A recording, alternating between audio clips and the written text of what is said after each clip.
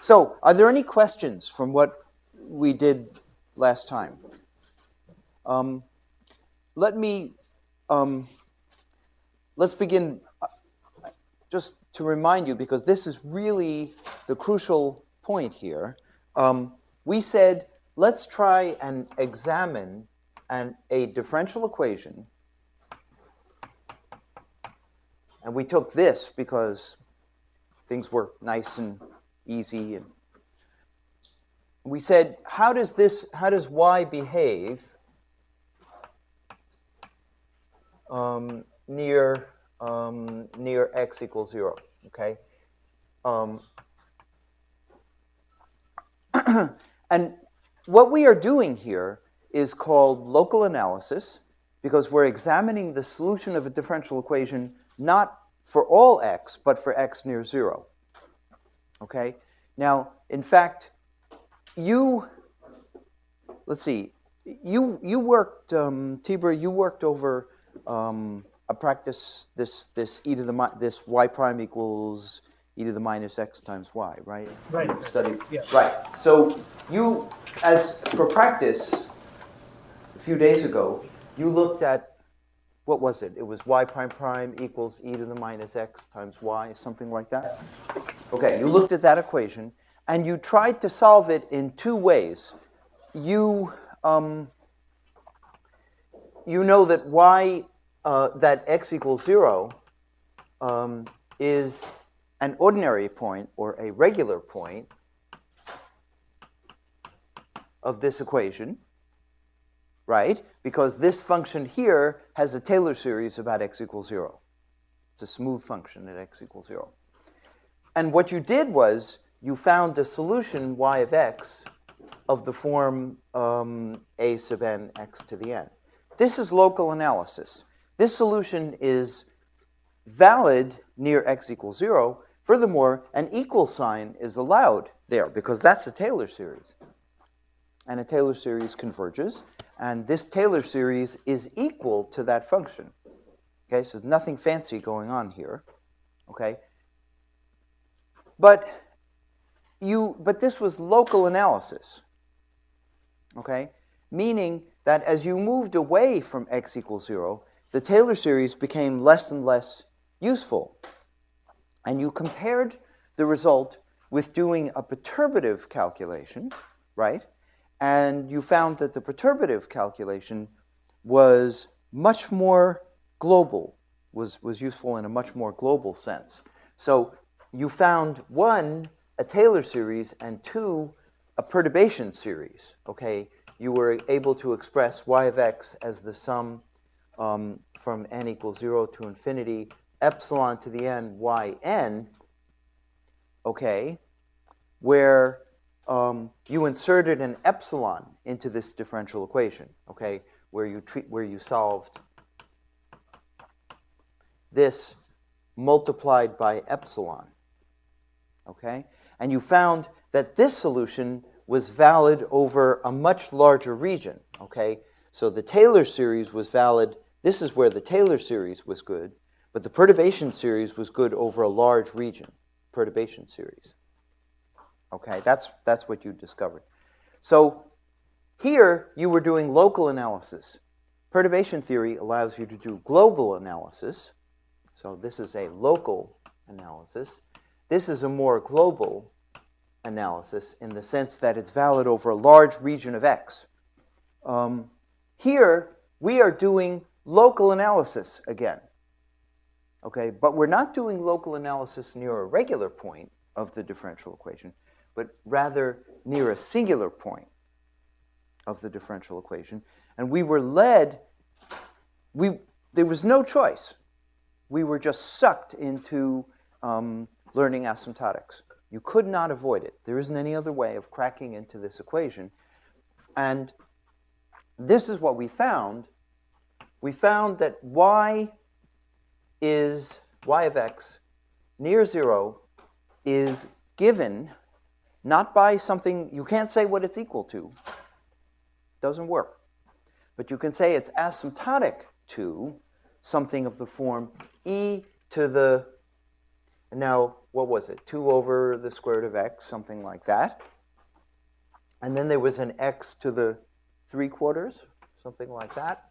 And then there's a sum from 0 to infinity of a sub n square root of x to the n. Okay? That was the form of the series. This series here begins a0 is 1, a1 is minus 3/16, and so on. And this is a divergent series because a sub n grows roughly like n factorial. Okay? So this is a very divergent. First of all, this is not a Taylor series because it's a series in powers of in fractional powers of x, not in integer powers of x. Secondly, it's a divergent series. So for 2 reasons, this is not a Taylor series. But it is sort of a Taylor-like series. So here you have an essential singular behavior, and then a Frobenius-like behavior, and then a Taylor-like behavior. And you notice you can peel off these behaviors. They're contributing one at a time. So you can identify the structure of this equation, okay? But all of this is only valid as x goes to 0. And there's a fantastic amount of new mathematics in that. It's really wonderful.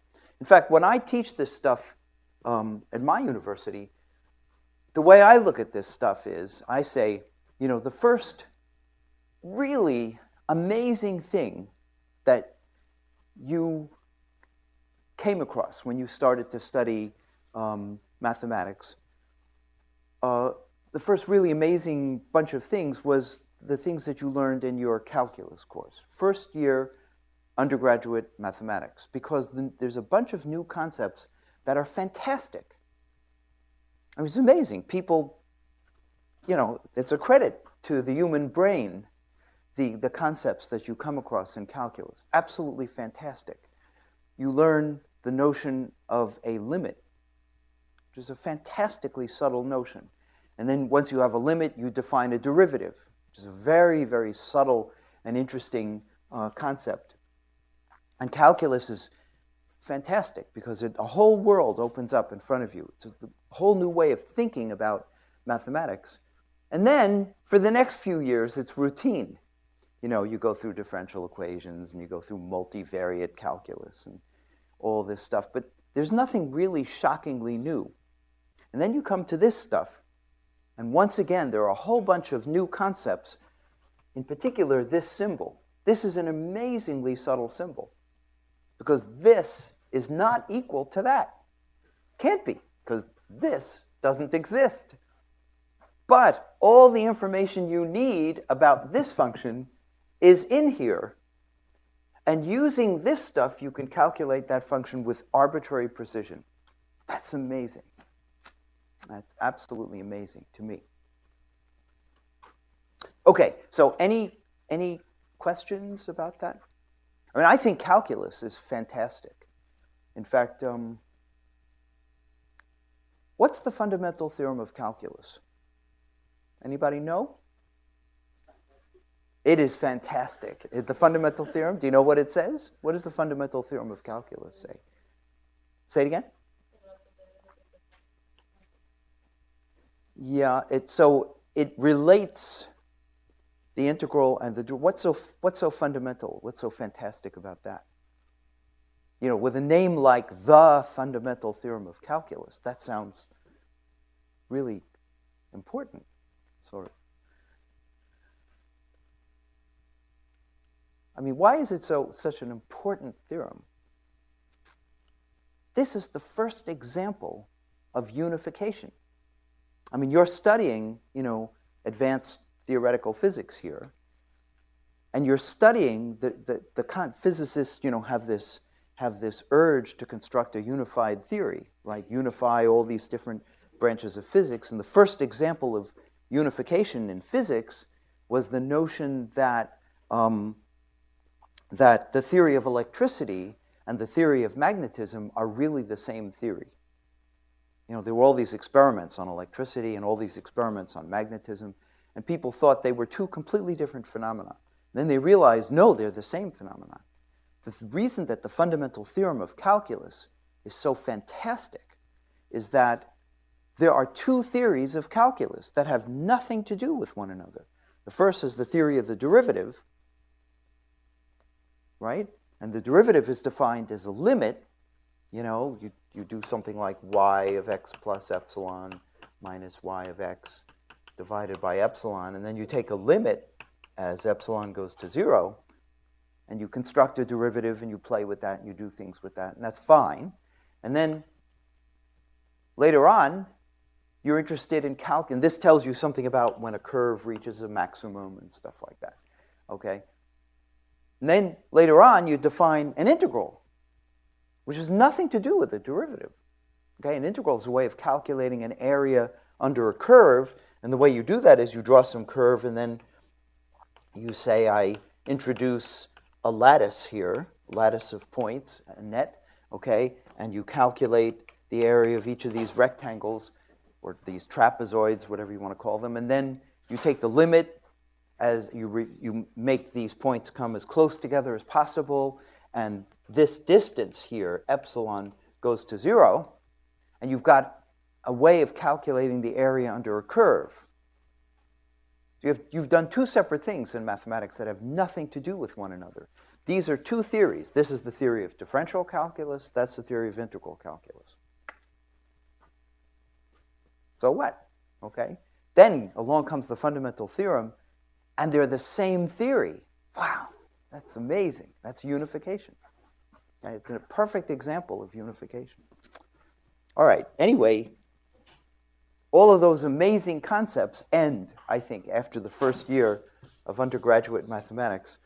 And then, when you're doing graduate work, things like this come along. And boy, there's a whole bunch of spectacular new concepts. Okay, so now you found this series, and you can see that the series actually approximates the function. That's what this picture shows you. So if I take the exact function and I divide it by the very first term, just this x to the 3/4 and e to the e to the 2 over the square root of x, and I let x tend to 0, you can see that this approaches a constant. And it's roughly constant, from about 1/2 down or something, or even from 1 all the way down to 0. So 1 is pretty darn close to 0 here. Okay? So that's very impressive. And when you take two terms in the series, you get something like that. And you can see this is approaching a constant even better. Okay?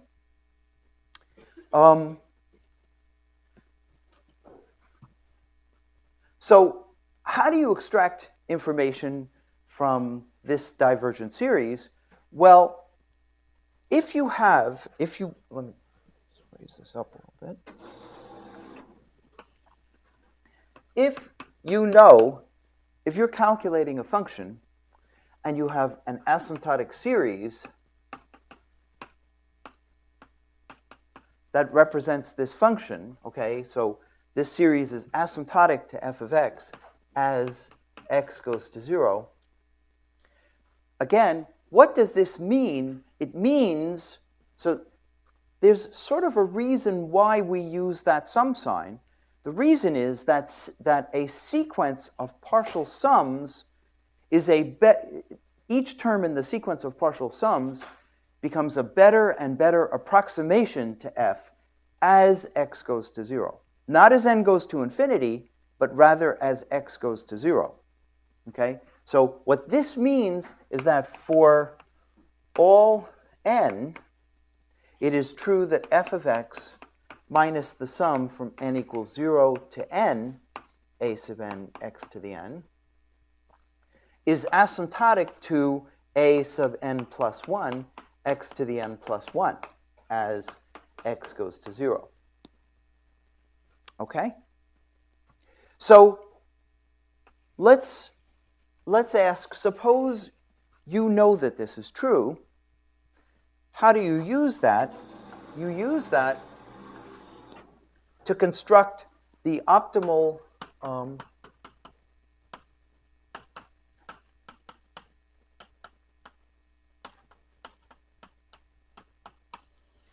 okay, and if you ask most physicists, many physicists don't know Padé theory at all, but they are sort of aware of the optimal asymptotic approximation, and this is the most naive thing you can do with an asymptotic series. So suppose you've calculated this the coefficients in that asymptotic series. How do you use it? Well, you argue that even though this series diverges, it can give you a pretty good approximation to the function f of x. So why is that? So typically, if this is n, and you make a plot of this term here, an plus 1, x to the n plus 1. So for a particular value of x, fix x, and make a plot of this term as a function of n, typically what you see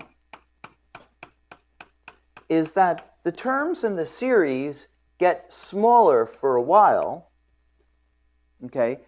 But this is typically a divergent series. So eventually they turn around and blow up.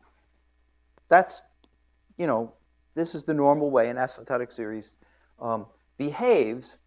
But you understand that this term here is a measure of the error.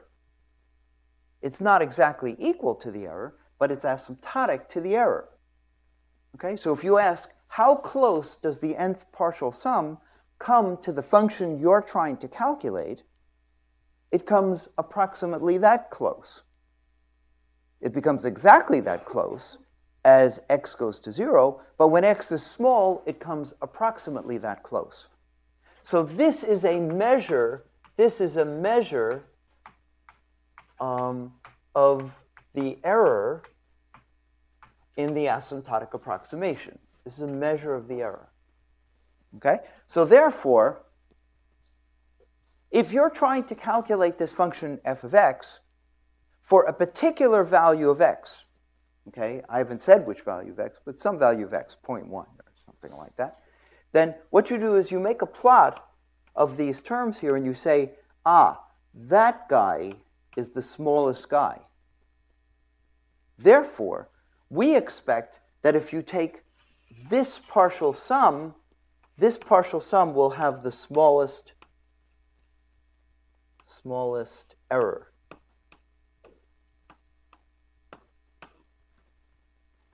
And that's called the optimal asymptotic approximation. Okay? So the first, historically, the first really impressive use of asymptotic series was given a Nobel Prize, Schwinger and Feynman and Tamanaga got the Nobel Prize when they calculated G minus 2 in electrodynamics. And they were very, very lucky because what they had was a series in powers of alpha, sum of a sub n alpha to the n in electrodynamics, where alpha is equal to this famous number, 1 over 137, okay? And the series that they were calculating using Feynman diagrams is a divergent series. But fortunately, they were able to use, fortunately, the first few terms in the series were very small. And so they got a very good numerical answer. But they didn't do Padé. They didn't try to do Padé. In fact, nobody knew anything about Padé. Okay, so the use of Padé in calculating, combining it with Feynman diagrams and Feynman series came later on. Yeah?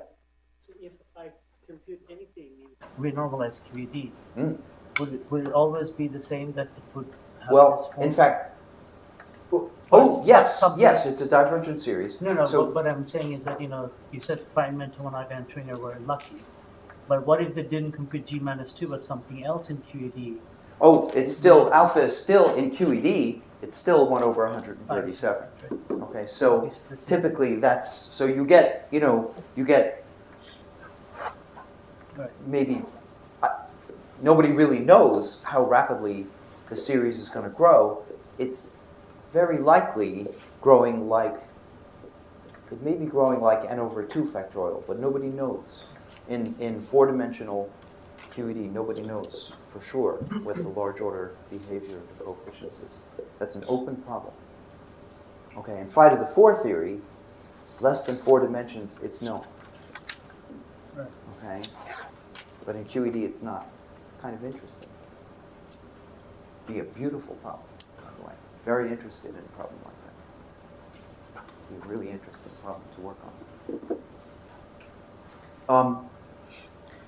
Maybe if we have time, I will show you that the large order behavior of the coefficients in the Feynman perturbation series is related to the vacuum, the lifetime of the vacuum in the unstable version of the theory. That's an amazing result. If you have a phi to the 4 theory, if you have a G phi to the 4 theory, okay, the potential looks like this, okay? And if your Lagrangian has a potential of the form m squared phi squared plus G phi to the 4, that's in a phi to the 4 field theory, the potential looks like this, okay? Consider an m squared over 2 phi squared minus G phi to the 4 theory. This theory looks like this. So if you put a state in here, so this is the physical theory that we're looking at. And there are states in this potential well. And in particular, the lowest state is the ground state, and it's stable, as you can see. In this theory, the corresponding state is unstable because it can tunnel through here. Okay? And this is essentially Hawking radiation, tunneling out of a black hole, going out to infinity. Okay? And if you calculate the lifetime of the state in this theory and take its nth inverse moment, that will give you the large order behavior of the coefficients in the perturbation expansion. I can prove that to you. It takes about half an hour. Very interesting result. But that calculation is very hard to do in electrodynamics. Very interesting. Okay? But that's where the physics is. So the lifetime of the state determines the large order behavior of perturbation theory. And it tells you how rapidly the perturbation series diverges. Okay, so this is the optimal asymptotic approximation. But you understand that this is very frustrating. Because suppose you're really strong, okay? And you've been able to calculate all of these coefficients. You've been able to calculate all the way up to 10th order in perturbation theory, okay? But the optimal asymptotic approximation is here. Do you get any reward for calculating these terms? No, because if you merely try to add up the asymptotic series, the answer gets worse and worse and worse and worse, because this is a measure of the error. So the error is getting bigger and bigger and bigger. Disgusting. It's horrible. That's why we do PAD-A, because PAD-A is not concerned about the fact that these numbers are getting bigger and bigger. The PAD-A continues to converge. That's the reason why we learn PAD-A theory. It's much, much better than the optimal asymptotic approximation. Okay, so I hope the mathematics is beginning to fit together now in your mind. Let me give you a very brief illustration, because I think this is a very cute example. This is one of the very nice, just lots of nice memories I have about quickly solving problems using asymptotics. I was in my office, this is many years ago, and another theoretical physicist walked into my office. He was working on condensed matter, and he was doing a calculation involving the Kondo effect. It's not important what the calculation was, but he had come up with a series of the form if you eliminate all the dimensional constants and so on, when you boil it down, he had a series of the form x to the n over n factorial squared. Okay, that's a rapidly convergent Taylor series. Okay, but what he needed to know was the answer to this question. How does f of x behave as x goes to infinity? And he didn't know. And and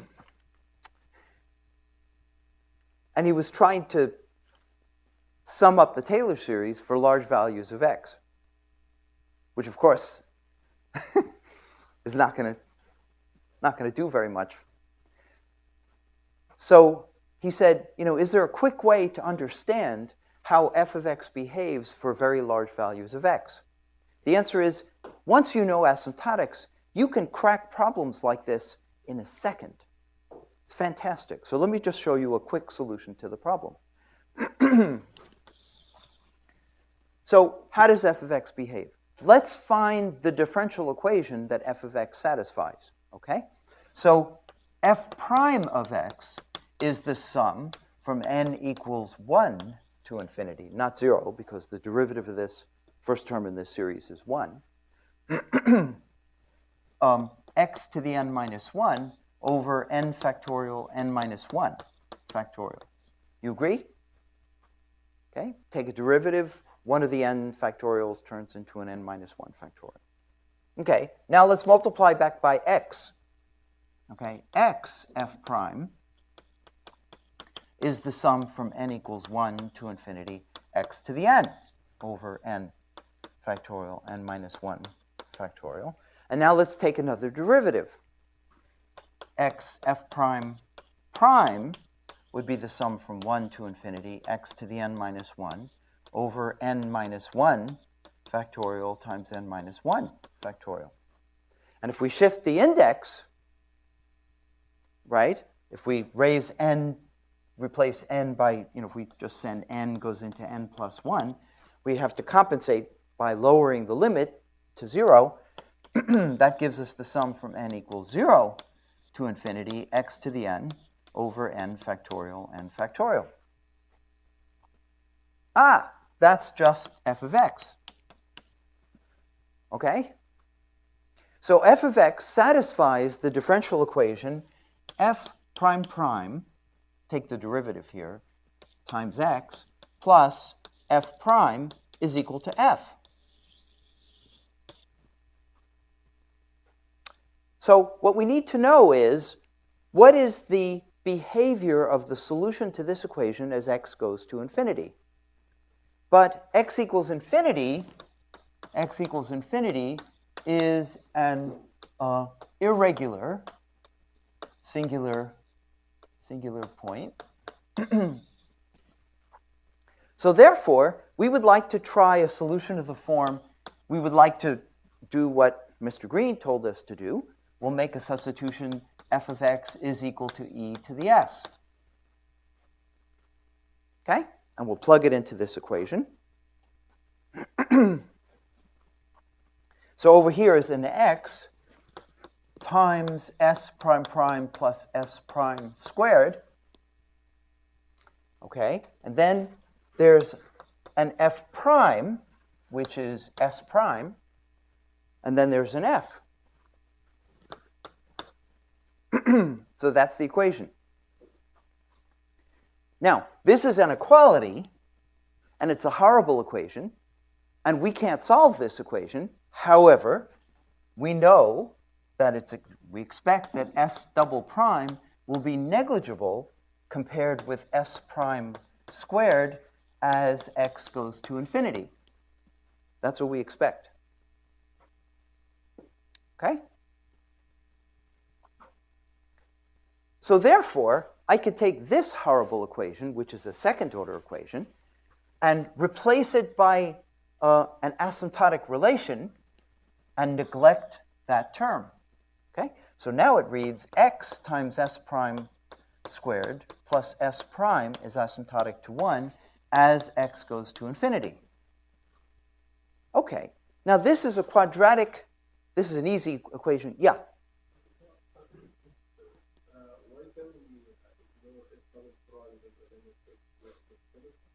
Because we are at an irregular singular point, and we argued, remember, that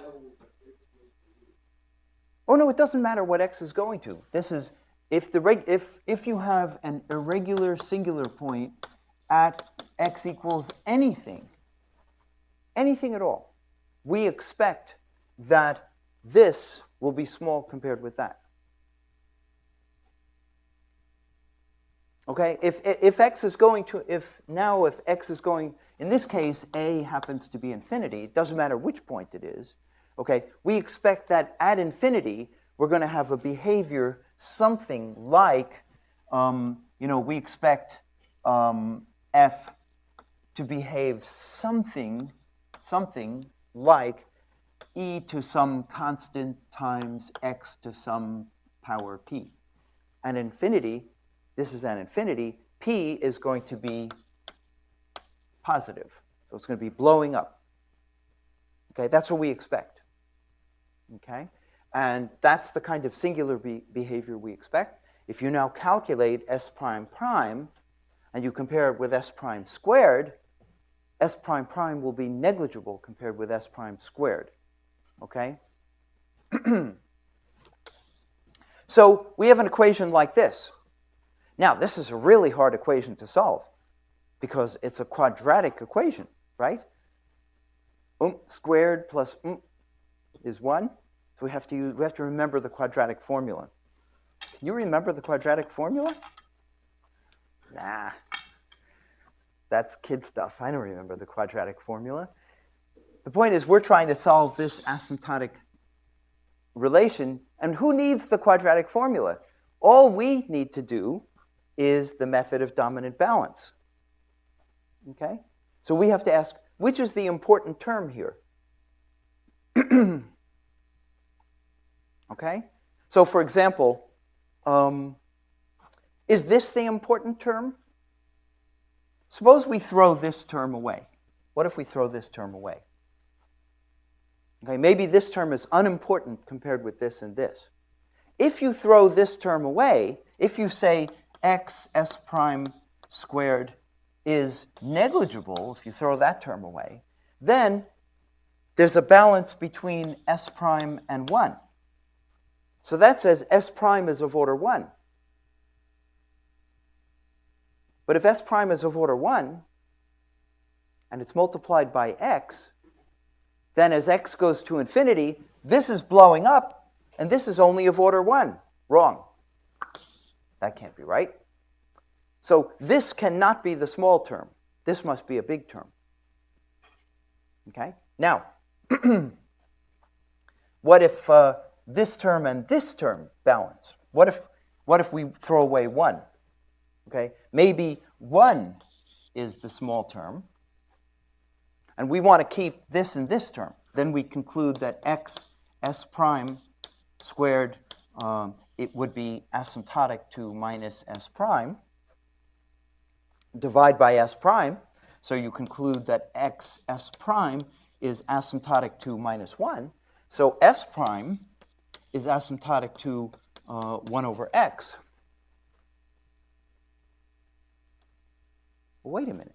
What did we do here? If s prime is asymptotic to 1 over x, it's small. That's a small term. It's of order 1 over x.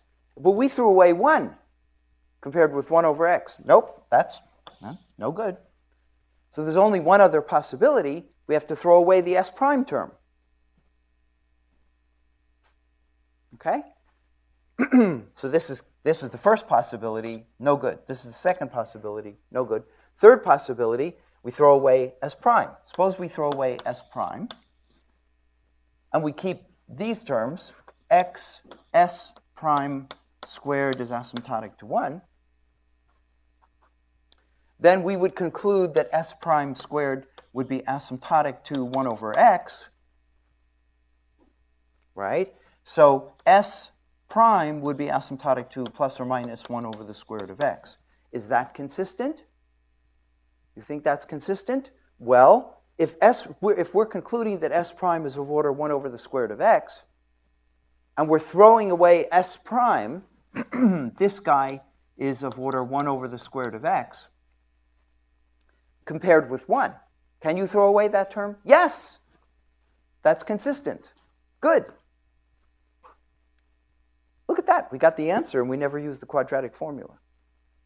We don't need the quadratic formula anymore. So we have two solutions. There's S prime.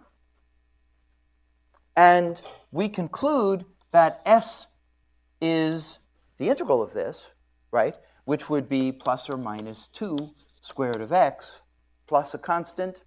Who needs a constant? Constant is negligible compared with x as x goes to infinity. So we know the controlling factor of the asymptotic behavior. We know already that this function is growing something like e to the plus 2 square root of x as x goes to infinity. That's very interesting. But that's not the asymptotic behavior. You have a question? Yeah. Why is x regular singular form? Yeah. So you know how to classify a point in the finite plane, right? You just ask, is there a Taylor series? How do you classify the point at infinity? Easy. Map the point at infinity into the point at 0. So make a change of variables. Just say let x equal 1 over t. Find the differential equation not in x but in t, and classify the point at 0. Okay? And since this is, since this equation, I invite you to do that, okay, just to check it out. But you'll find that t equals 0, the coefficient functions of the equation at t equals 0 do not have Taylor series. Okay? That's how you classify the points. But that's a very good question. Okay, so we're not done yet, right? What we know is that this function is going to behave like e to the 2 times the square root of x, something like that. But we're not done, because we can't say, we don't have the right, we do not have the right to exponentiate this asymptotic relation. Just because s is asymptotic to plus or minus 2 square root of x, we cannot conclude that f is asymptotic to e to the plus or minus 2 square root of x. By the way, how do I know that it's the plus sign that's relevant and not the minus sign? Because the minus sign says it's going to 0 exponentially, but this is the Taylor series. This is not going to 0. This is monotone. All the terms are positive. So this function is a monotone increasing function of x. So it can't be asymptotic to e to the minus 2x. It must be e to the plus. E to the plus 2 square root of x. Okay. So the last part of the analysis is easy. Let's do it.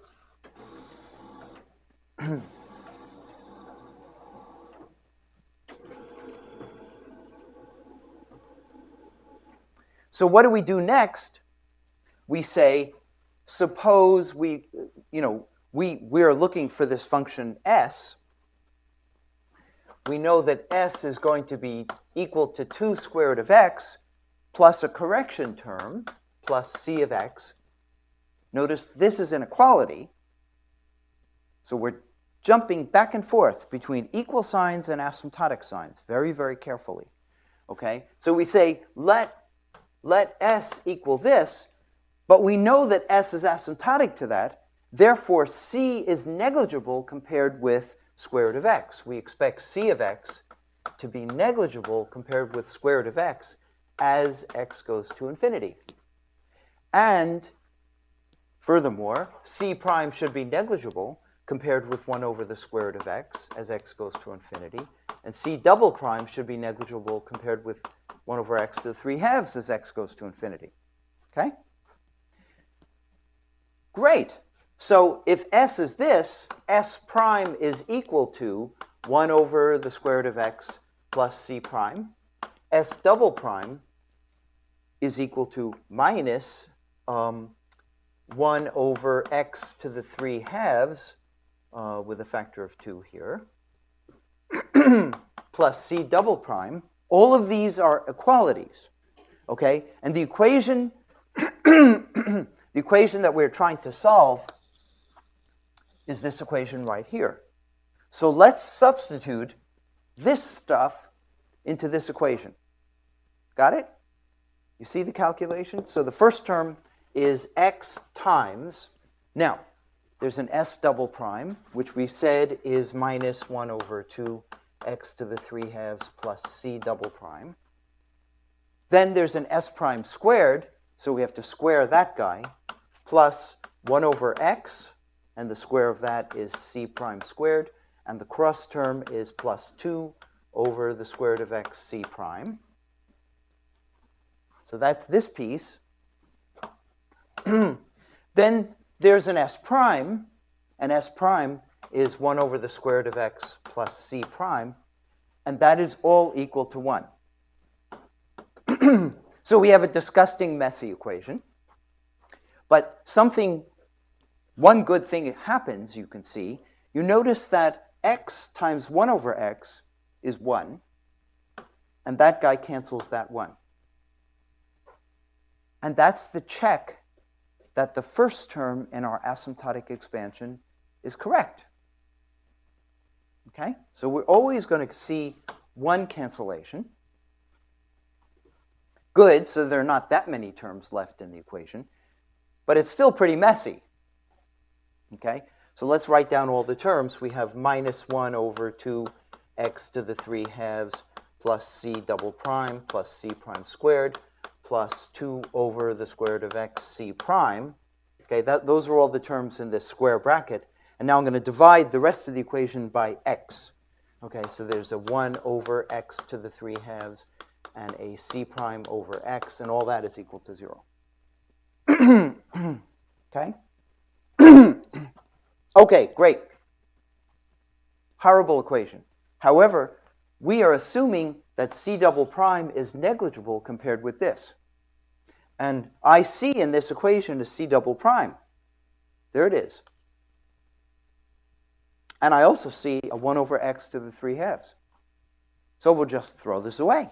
We expect this guy to be negligible. Great. Now it's not a second-order equation anymore. It's only a first-order equation. But it's still nonlinear. Okay? However, we see that c prime is negligible compared with 1 over the square root of x. This is c prime times c prime. This is c prime times 1 over the square root of x. Which is more important? That term. That must be more important. So we throw away that term. Great. Now it's not only a first-order equation, it's a linear first-order equation. Okay? Now let's keep going. This is c prime over the square root of x, and x is going to infinity. This is c prime over x, which is more important. This is c prime divided by the square root of x. This is c prime divided by x. X is much bigger than the square root of x as x goes to infinity. Throw it away. Great. Okay. Oh, there's a little more. This term combines with that term, doesn't it? Okay, so I can erase that term. This is minus 1/2, and just insert a 2 over here. Oh, wait a minute. Almost everything is gone.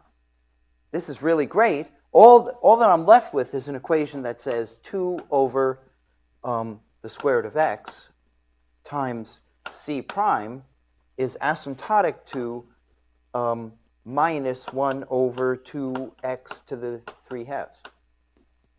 That's the equation that we have to solve.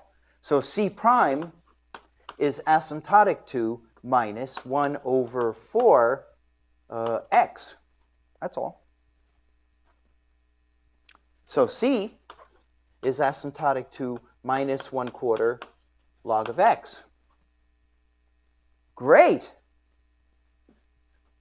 Okay, so now we know, let's put it over here. So since f is equal to e to the s, we now know that S is asymptotic to 2 square root of x minus 1/4 log of x minus 1/4 log of x plus more terms.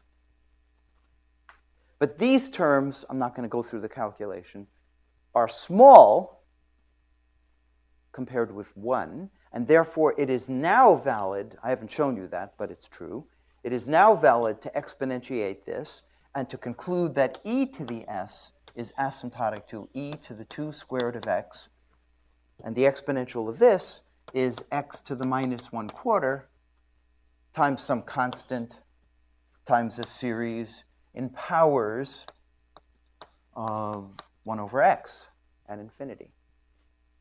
Forget the series. Let's just forget the series. Just, who cares? We won't even worry about that.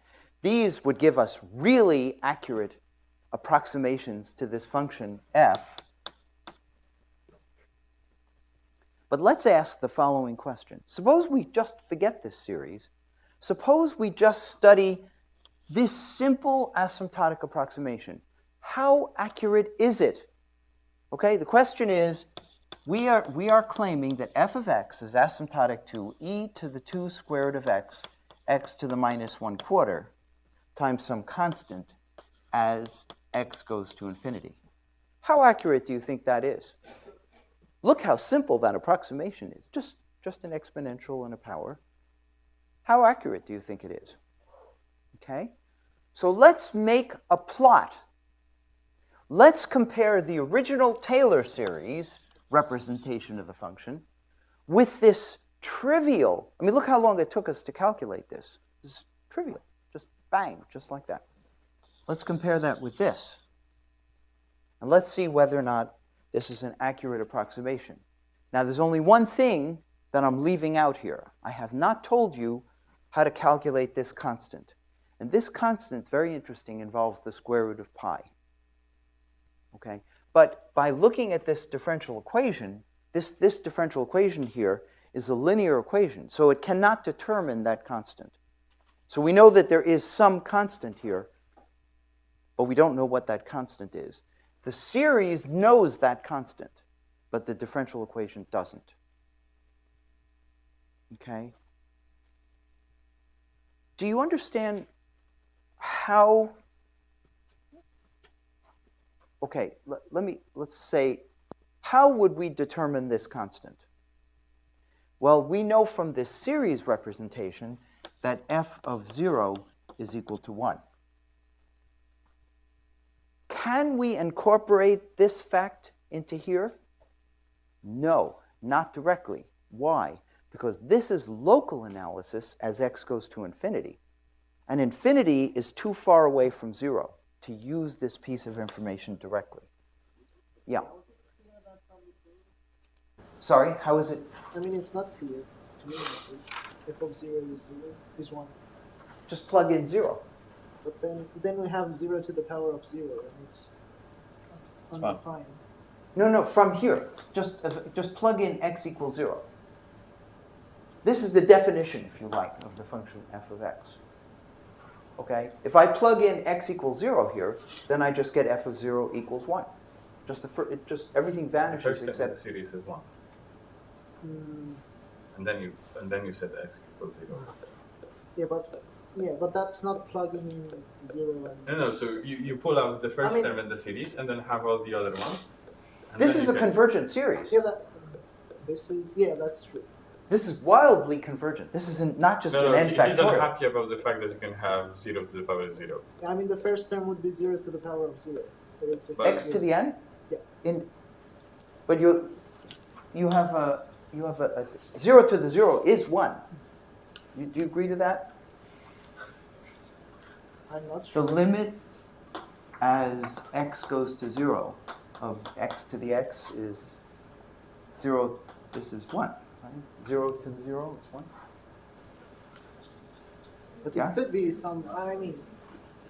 No, but just right. I'm not sure what the problem is. This is a polynomial. This is a polynomial here, right? This is a polynomial. The first term in the polynomial is 1. plus x over 1 factorial squared plus x squared over 2 factorial squared plus x cubed over 3 factorial squared, and so on. This is just a polynomial in x. So plug in x equals 0, that vanishes, da, da, da. Okay? Okay, so the question is, can we use this information? No, we can't. We don't know how to do that. Because this is non-local information. We have only solved this equation here at infinity. And we don't know how to incorporate this fact. So incorporating this fact involves non-local analysis, which is what I'm going to be showing you for the rest of this course. But for now, we're concentrating on local analysis. So we don't know how to determine that constant. But we do know how the function behaves. So this is what I'm going to do. And you're going to be impressed. Okay? Let's do the following. First of all, let's calculate the exact function f of x. This is the exact function. Okay? And let's plot two things. The first thing is, let's make a plot of the sum from n equals 0 to 10. That's 10 terms in the Taylor series. X to the 10 over n factorial squared. And the second thing we will do is we will plot e to the 2 square root of x times x to the minus 1/4. And to see which is a better approximation to f exact, we will divide this by f of x exact, the exact function, and we'll divide this by f of x, exact function. Okay? Now, if this is a good approximation to f, the ratio should be, this ratio, if it's good, okay, if this is good, this should be 1, of course. But if it's not a good approximation, then this should be 0. Right? So now let's see what happens. Okay. So, okay. So, first of all, I want you to look at this curve right here. This curve right here is the first 10 terms in the Taylor series divided by the function f of x. Here I'm calling it y of x. Okay? And notice that this ratio at 0 is exactly 1. That's because the Taylor series is perfect right at x equals 0. And the Taylor series remains equal to 1 for a very long way. Taylor series is very good. But eventually, the Taylor series falls off, this ratio of the Taylor series divided by the exact function, it falls off. This is too clumsy. Let's get a pointer. Okay. Notice this ratio goes to 0, and it's terrible from there on. Okay. Now this is a logarithmic scale, so this is a thousandth, and a hundredth, and a tenth, 1, 10, 100. By the time you get up to 100, the Taylor series is getting terrible, and it's lousy when you're beyond 100. So all the way from 0 up to 100, the Taylor series is fabulous. It's great. You can be very happy with it. Beyond 100, the Taylor series, even though the radius of convergence of the Taylor series is, what is it? It's infinity, of course. But even though the Taylor series has an infinite radius of convergence, it stinks. It's very, very bad. Why is that? Because this is a polynomial, this thing here is a polynomial of degree 10. How rapidly does a polynomial of degree 10 grow? It grows like x to the 10. Can't grow any faster than that. But the actual function that we are calculating here is growing like an exponential. It's growing like e to the 2 times the square root of x. So the Taylor series simply cannot keep up with the function. You can't approximate something growing like e to the x by a polynomial of finite degree. If you're going to make x bigger and bigger, you've got to take more and more terms in the polynomial. You have to. Polynomial can never keep up with an exponential growth. However, let's look. So here, the Taylor series is good, and then it's terrible, just really terrible. Okay? Now, the constant, this constant out front, the c that I wrote down, turns out to be 1 over 2 times the square root of pi. This is really an interesting result. And square root of pi occurs very often in asymptotic approximations. And I'm not going to explain to you where that's coming from, not right now. But here is the constant, okay? But here is the x to the minus 1/4 e to the 2 square root of x. Let's look at that ratio. Well, of course, at infinity, it's perfect. It's 1. Now, this calculation is only valid as x goes to infinity, right? We did local analysis at infinity. But is it good at 1,000? Is 1,000 close enough to infinity? You bet it is. This answer is 1. How about at 100? The answer is 1. How about at 10? The answer is only a few percent away from 1. How about at 1? The answer is only a few percent away from 1. How about at a tenth? The answer is, well, not very far away from 1. It's only about 15% off.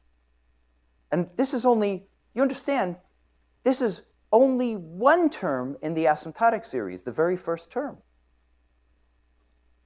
So we gave the Taylor series some unfair advantage. We allowed the Taylor series to have 11 terms in it. And we only took one term in the asymptotic series.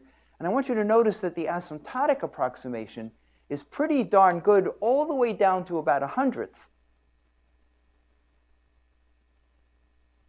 So 0.01 is pretty close to infinity. You understand, all of this analysis was valid at infinity. When you actually look at the numbers, the asymptotic analysis is unbelievably accurate. And we haven't even tried to do an optimal asymptotic approximation or a PADE. Why not? Because if I took a few terms in the series, which I haven't calculated for you, but if I took a few terms and I PADE'd them, it would be so good that it would be an unfair race. It's simply totally unfair, a comparison between a Taylor series and a asymptotic series. So even though this is a fantastically rapidly convergent series, this is not n factorial. This is n factorial squared. Boy, is that a convergent series. This series is terrible compared with one term in a lousy asymptotic approximation. And we have to understand, why is it that the divergent series is so incredibly good? Okay, and we're going to talk about that. We have just enough time to talk about it.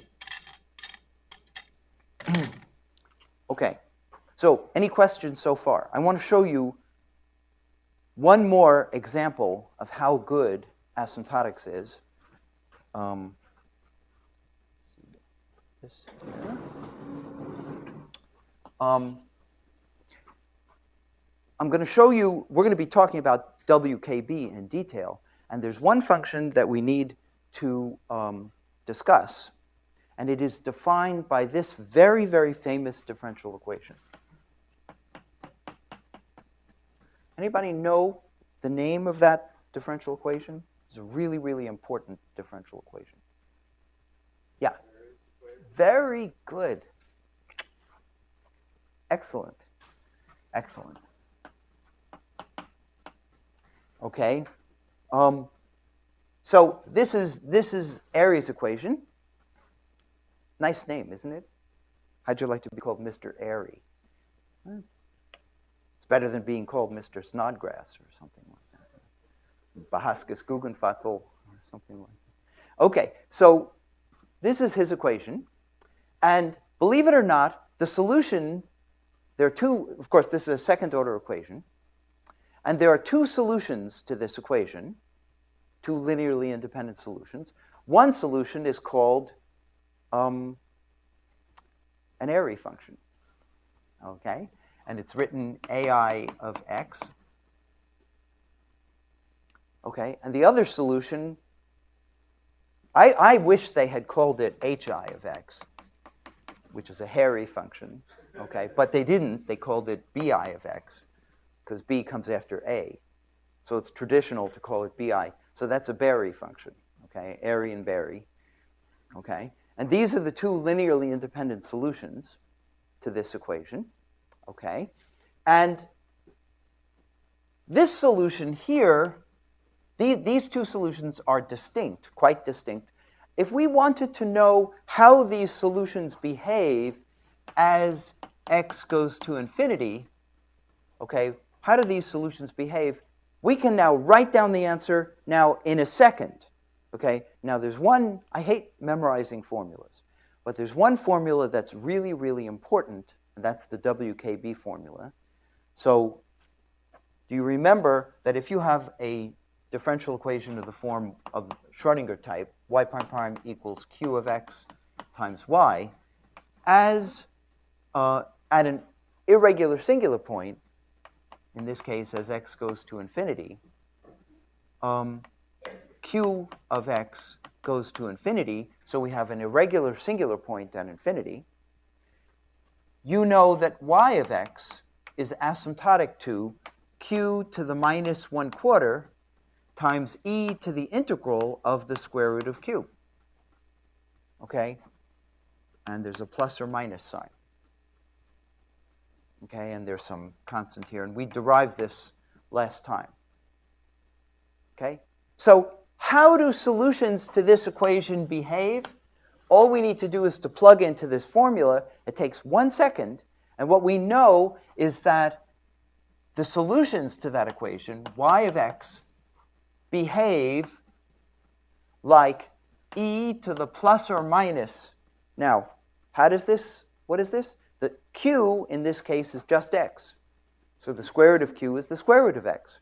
So the integral of the square root of x is 2/3 x to the 3/2 power.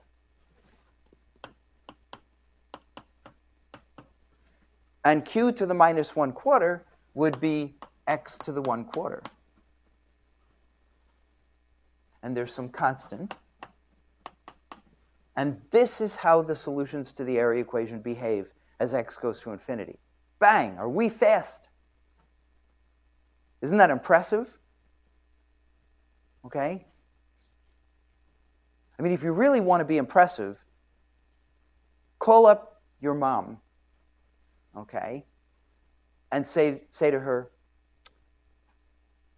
consider this equation, y prime prime equals x to the times y, okay, and say to your mom, give me a number. Okay, so your mom tells you her favorite number, 7. Okay, terrific. You say to your mom, I know how solutions to this equation behave. They behave like a constant, asymptotically, as x goes to infinity. They behave like a constant times x to the minus 7/4 times the exponential of the integral of the square root of this. The integral of x to the 7/2 is x to the 9/2 times 2/9. And as x goes to infinity, that's the way the solutions behave. She'll say, how did you know that? So, just learned a lot at the perimeter. You know, I can just do this in my head. Just plug. Very impressive. All right, so this is how the solutions behave. In fact, the Airy function behaves like e to the minus 2/3 x to the 3/2. That's the minus sign over x to the 1/4, and the constant out front is 1 over 2 square root of pi. In fact, you can regard this as a definition of ai of x. This is how ai of x is normalized, if you like. Okay, and bi of x behaves like 1 over the square root of x, not 2, 1, times e to the plus 2/3 x to the 3/2 over the square root of x. Okay, so bi grows at infinity, ai decays. This is as x goes to plus infinity. Oh, sorry, not x, square root of pi. Square root of pi, not x, pi. Nope. Crap. Fourth, okay? Right, so these are the two asymptotic behaviors, okay? And the coefficient, you can think of this as the definition of the Airy function. That, in some sense, can be used to define it.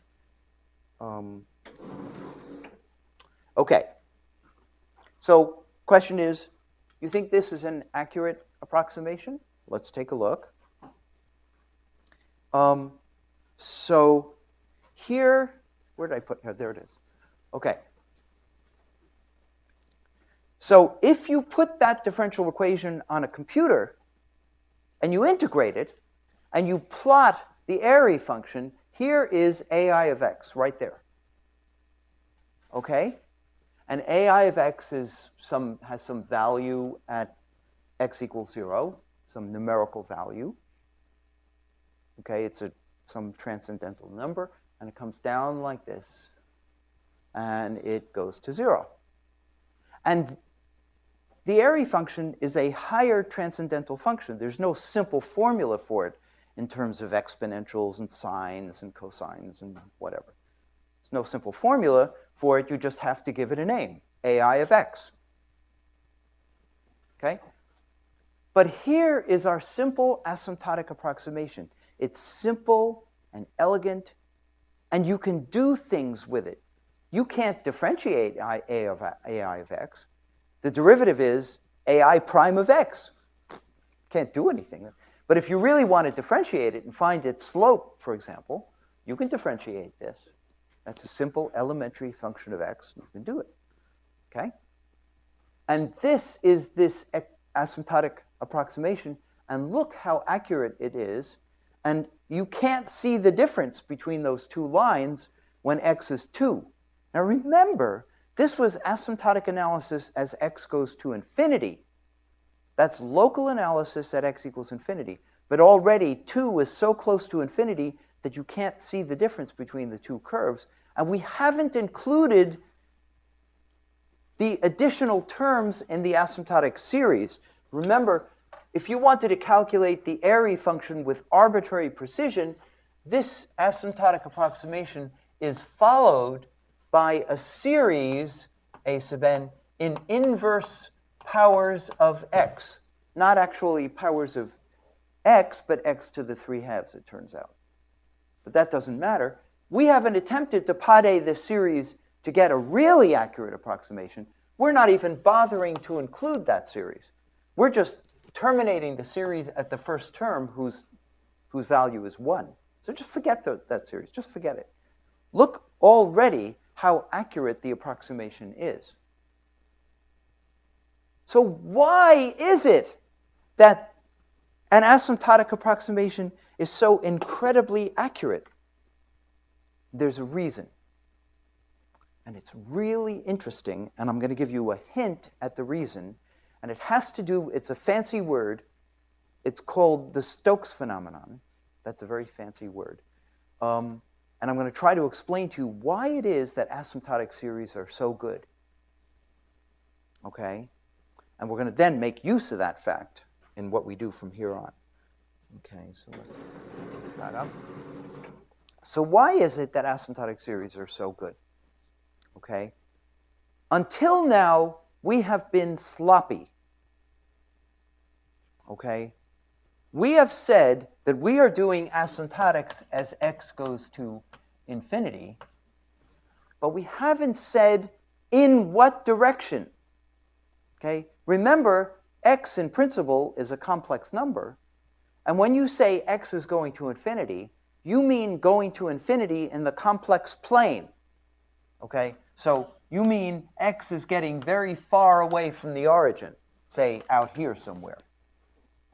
So are we going to plus infinity, or are we going to absolute infinity, or, you know, is it absolute x that's going off to infinity? Is the distance to infinity getting large? Or what is it exactly that's getting large? Okay, and that's an interesting question. In fact, it's an amazingly deep and fascinating question. And here's the answer. Okay? Suppose I said to you, can you find an asymptotic approximation to sinh of x? What is sinh of x asymptotic to as x goes to, first, as x goes to plus infinity?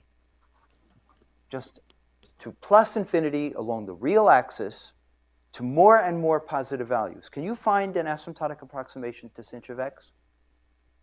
What would it be? E to the power, who's saying? E to the x over 2. Right. So, very good.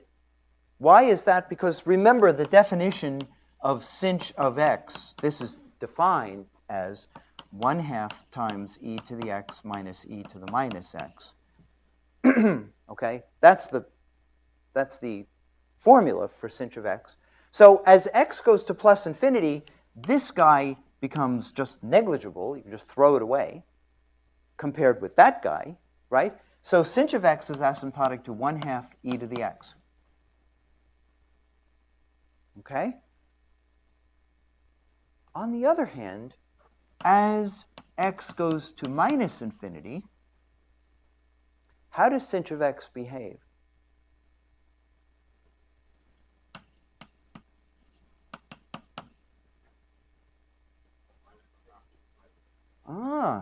You got a minus sign. This formula changed. Wait a minute. Minus. Are you telling me that there are two different asymptotic approximations depending on how you go to infinity? You notice here there's no minus sign. Here there's minus sign. Ooh, that's very interesting. So what is happening in the complex plane? If you look at, this is the complex x-plane, as you go to infinity this way, we know that the asymptotic approximation is this one. This is the number 1. This is number 1 here. So asymptotic approximation number 1 is valid here. If you go to infinity in this direction, number 1 is still valid. Where does it stop being valid? Say it again? On the imaginary axis. That's right. Because on the imaginary axis, you can no longer neglect this compared with this. Right? In fact, this and this are roughly the same size. They're both of order 1 on the imaginary axis because they're both oscillating. So in fact, this asymptotic approximation number 1 is not valid in a circle in the complex plane. It is only valid in a wedge called a Stokes wedge,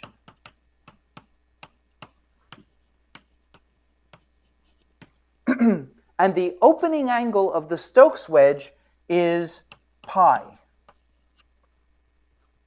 Okay? This asymptotic approximation ceases to be valid as soon as you get to the imaginary axis. It's no longer valid here. So the correct way to write down this asymptotic approximation is this. So now I'm going to give you, finally, I've been concealing something from you. This is valid as absolute x goes to infinity, where the argument of x is less than pi. Finally, I have written down a correct asymptotic approximation. Or this is less than, argument of x is, we'll call it less than pi over 2. Okay, up to plus pi over 2 and down to minus pi over 2. Okay, so the total opening angle is between, so let's maybe it be more clear if we wrote it. Argument of x is less than pi over 2 and greater greater than minus pi over 2, between minus 90 degrees and plus 90 degrees. This is how you go to infinity. You can only go to infinity in that wedge. This asymptotic approximation here, this is not the correct way to write it down. The correct way to write it down is as absolute x goes to infinity, but the argument of x has to be bigger here than, let's call this point here minus pi, and this is minus 3 pi over 2, okay? So it has to be bigger than, or we can call this pi, we'll call this 3 pi over 2, go around here, okay? So it has to be bigger than pi over 2, but it has to be smaller than 3 pi over 2. Okay? So there's, again, a wedge. So in fact, to find an asymptotic approximation to a function, typically that asymptotic approximation is not valid as you go to infinity in all directions in the complex plane.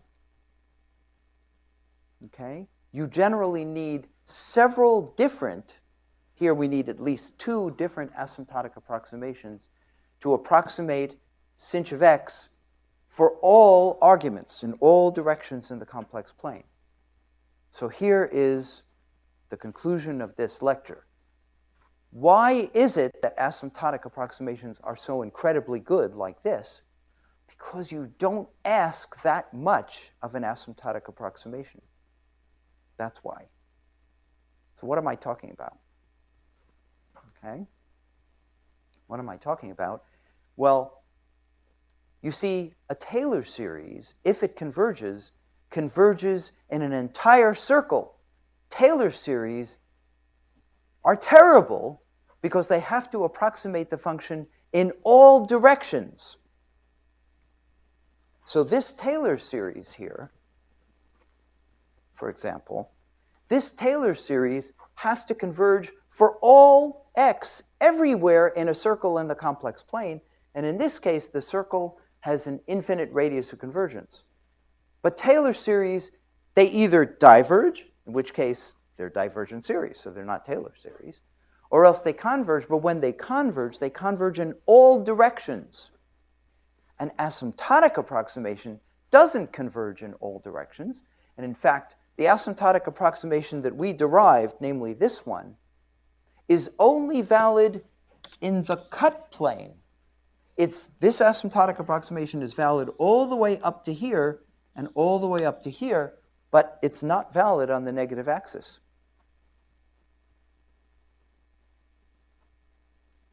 So you don't ask as much of an asymptotic approximation as you do of a Taylor series. That's why the asymptotic approximation is so good, because it doesn't have to be valid in all directions, in angles all the way from 0 to 2 pi. Okay, it's only valid in a wedge. Therefore, in its wedge, it can be fantastically accurate. So, to be specific, this asymptotic approximation that we wrote down for the area function that I'm showing you here, okay, let's bring it down.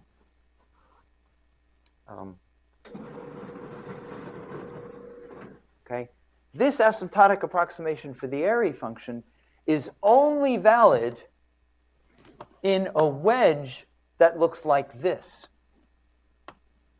This is the wedge.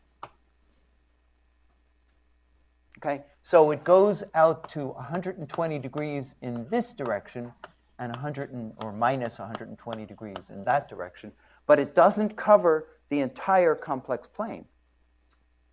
This is the wedge in which this is the correct asymptotic approximation for the area function. That's why it's so good, because you don't ask as much of an asymptotic approximation. Okay, now this is what we have to talk about next time, but let me just summarize by saying this is an analytic function. This is an analytic function. Okay? But the analytic continuation of an asymptotic approximation does not agree with the asymptotic approximation of the analytic continuation. Okay? If you analytically continue AI of x, and you analytically continue its asymptotic approximation around and around and around, all of a sudden when you get to 120 degrees, they stop being, the asymptotic approximation fails.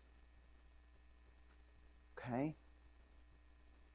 That's great news, because it means that the asymptotic approximation doesn't have to agree with the function that it's representing everywhere, only in some angle here. And at a certain point, it cuts out. It stops being valid. Just the way the approximation to sinh of x stopped being valid at 90 degrees. Okay?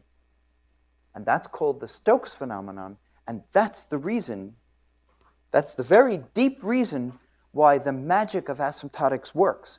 It's because asymptotic approximations don't have to do as much as, say, a Taylor series approximation. Taylor series have to be valid in all directions. Asymptotic series only have to be valid in some wedge. Of course, it's a different wedge for each function, and typically the wedge is like 90 degrees or 180 degrees, maybe all the way up to the negative axis, but eventually it stops being good. Okay? That's the power of asymptotics. You don't ask an asymptotic approximation to do as much for you. Okay, any questions about that? This is just something to ruminate over. You can think about that tonight. And then next time I'm going to try to explain to you why asymptotic series work for actual physical problems. I'm going to summarize some of the theory behind asymptotic series. Yeah? So if you see the Stokes wedge for Airy, what do we have? How do we know that? How do we know that the Stokes wedge is there? Do we have We're going to talk more about term? Okay. that. We have to talk about. Okay. What is happening is that when you get out to an angle of 120 degrees, this stops. This begins to be. There's a changeover. Something happens to this power, which we need to talk about. Okay. So at first it's going to 0. And then it's getting big, and then it's oscillatory, and so on. And we have to trace what is happening in the complex plane as a function of the angle.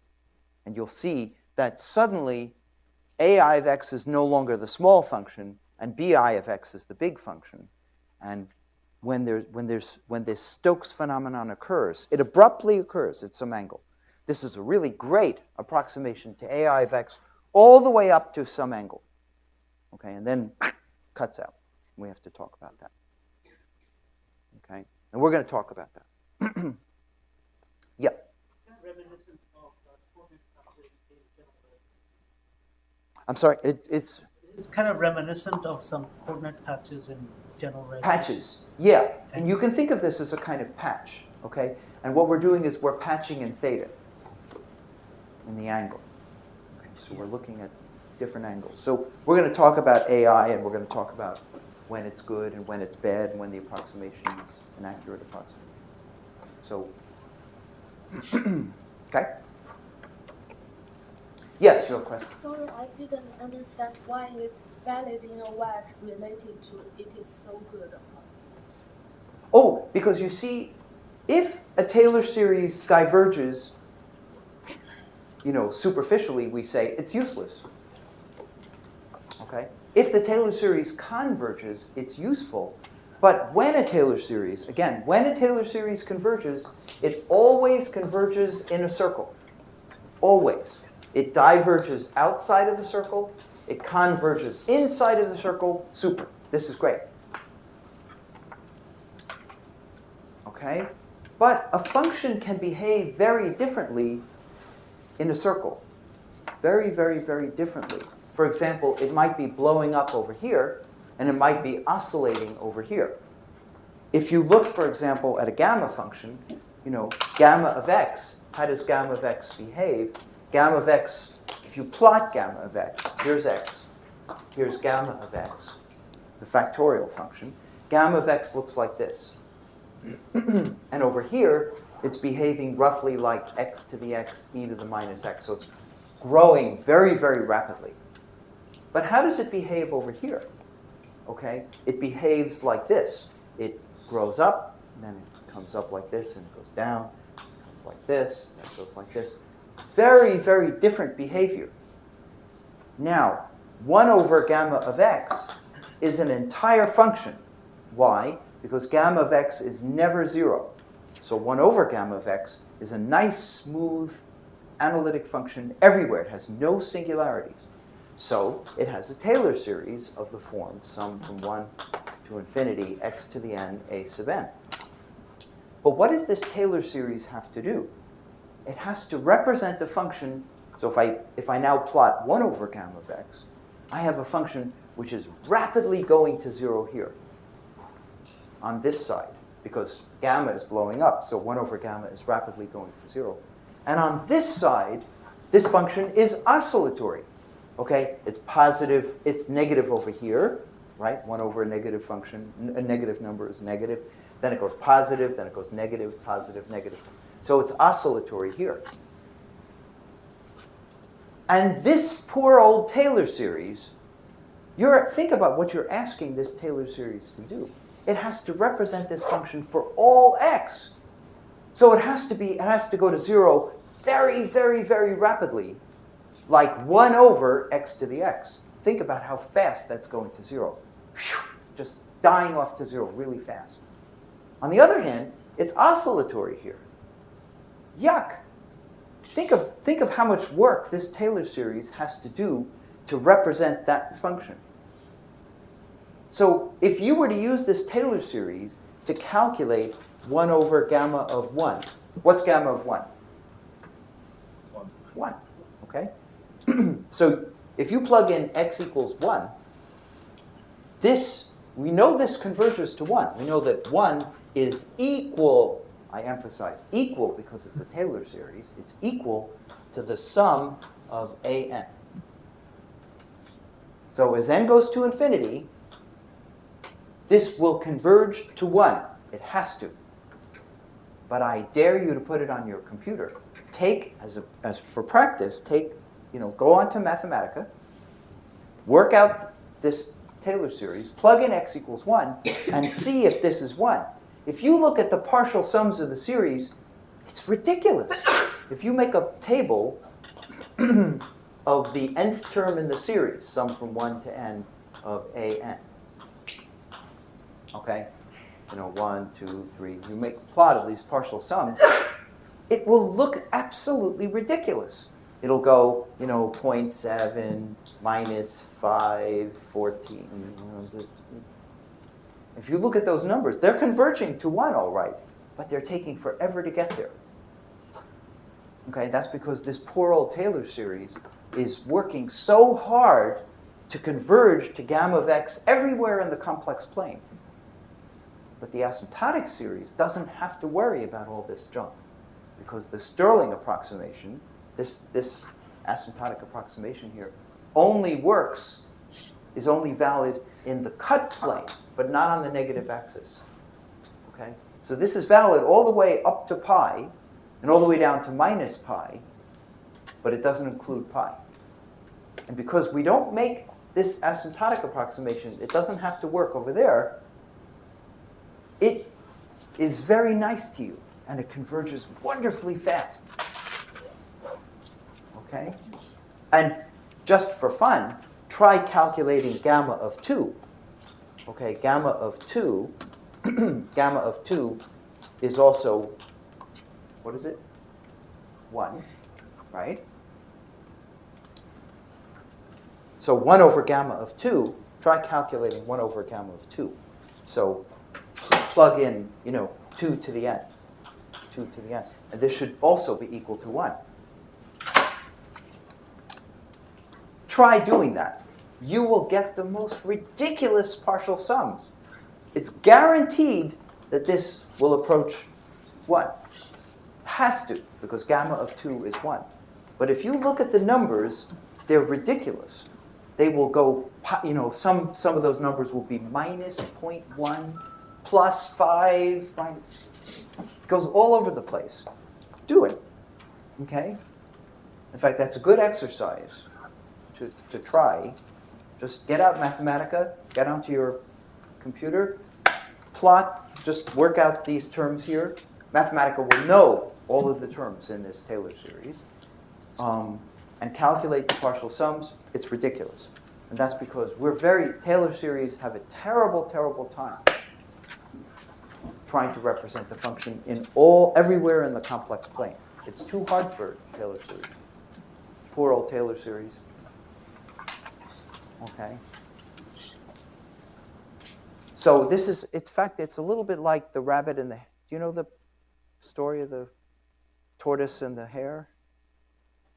Do you all know the story of the tortoise and the hare? The hare, they're having a race. The tortoise wins in the end. The Taylor series converges to the exact answer. But it does it very, very slowly. The asymptotic